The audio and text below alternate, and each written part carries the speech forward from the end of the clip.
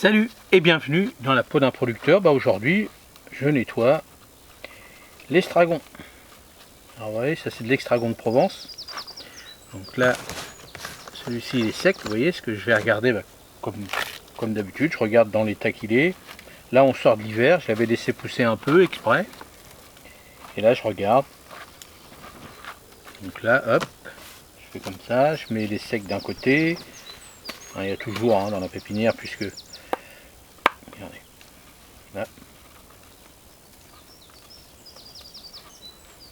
là, ça c'est mouillé, hop. Et ici j'ai ouvert un petit peu, donc l'eau chasse et des fois, bon voilà, il y en a moins. Et puis un bon arrosage de pluie est quand même meilleur qu'un arrosage avec un tourniquet.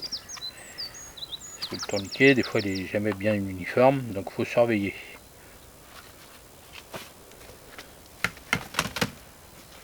Donc là, je nettoie, je regarde. Alors, j'en ai nettoyé pas mal, Là, il y en a beaucoup parce que ça, on vend bien. Et j'ai voulu finir quand même pour vous montrer comment c'était. Donc, vous voyez, des fois, hop, on n'a pas grand chose, mais ça va repartir. Donc là, l'estragon, il vient de ressortir. Vous voyez, il commence à sortir. C'est normal, c'est sa période. Donc ça, c'est un estragon de Provence, ça a le goût d'anis. Faire attention, il y a pas mal d'estragons qui existent. L'estragon de Russie, par exemple, qui se sème, qui est une plante annuelle. Ça, l'estragon de Provence, lui, c'est une plante vivace. Mais attention, allez, jusqu'à -5 à peu près.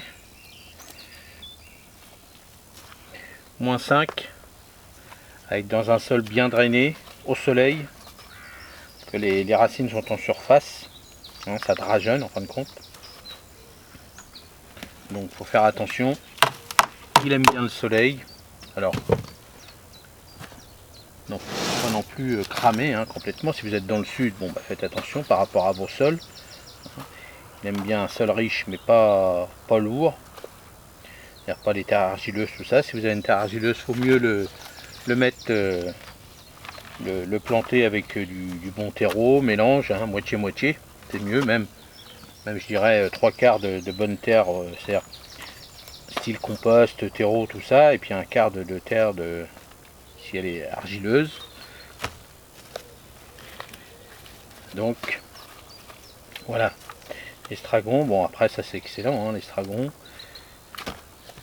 ça en cuisine, la béarnaise, tout ce qui est petite salade, tout ça. Ça c'est très très bon. Voilà, bien sûr il faut aimer l'anis.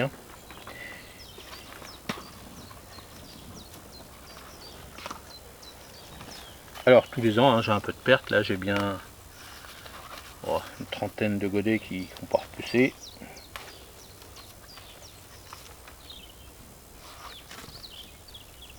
Ça c'est tous les ans pareil. Là surtout, là j'observe surtout c'est des limaces. Beaucoup de limaces. Regardez, il y en a encore une là. Donc bon, ils sont pas énormes, mais ils sont présents.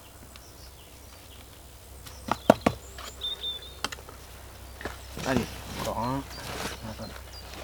Là, je vois qu'il y a des petites limaces. Vous voyez, c'est pour ça que je dis toujours, je balaye. Là, toutes petites limaces qui sont là. Puis elles, si je remets les plaques dessus, c'est-à-dire les barquettes, et ils vont remanger tout le reste.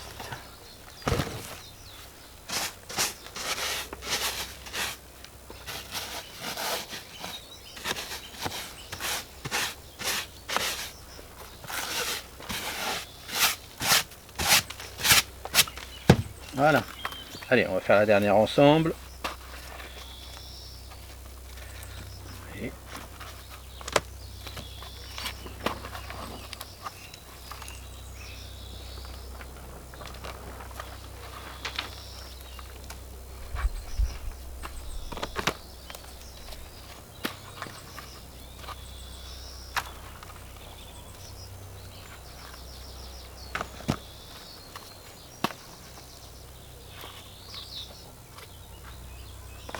donc là, je garde cette terre là parce que vous avez vu, j'enlève pas mal. Vous voyez comment je fais.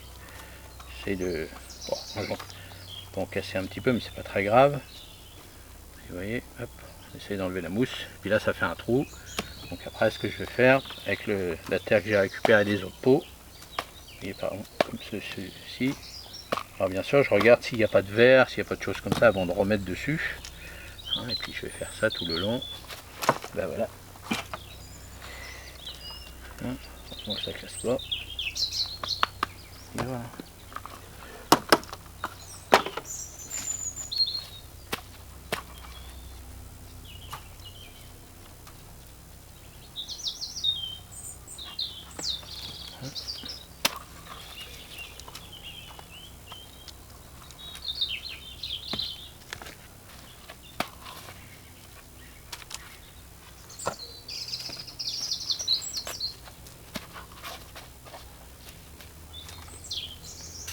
Et voilà, vous voyez, ben voilà le petit boulot maintenant, bah, puis ça va être ça hein, maintenant.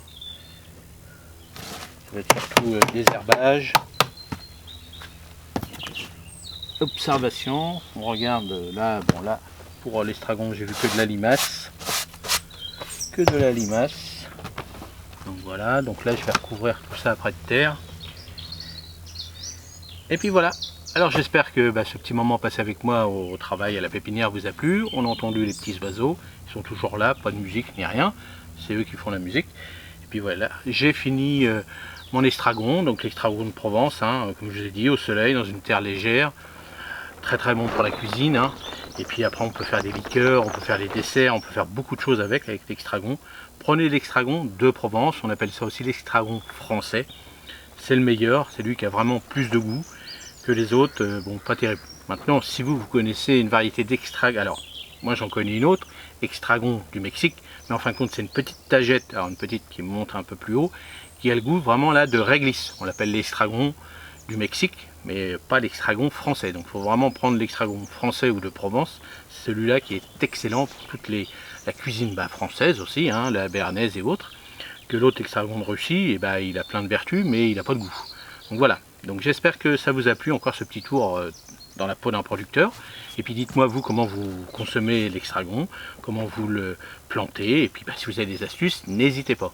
Et pour ma part, n'hésitez pas à me laisser des commentaires, j'y répondrai volontiers. Merci, allez, passez une bonne journée. Salut, merci.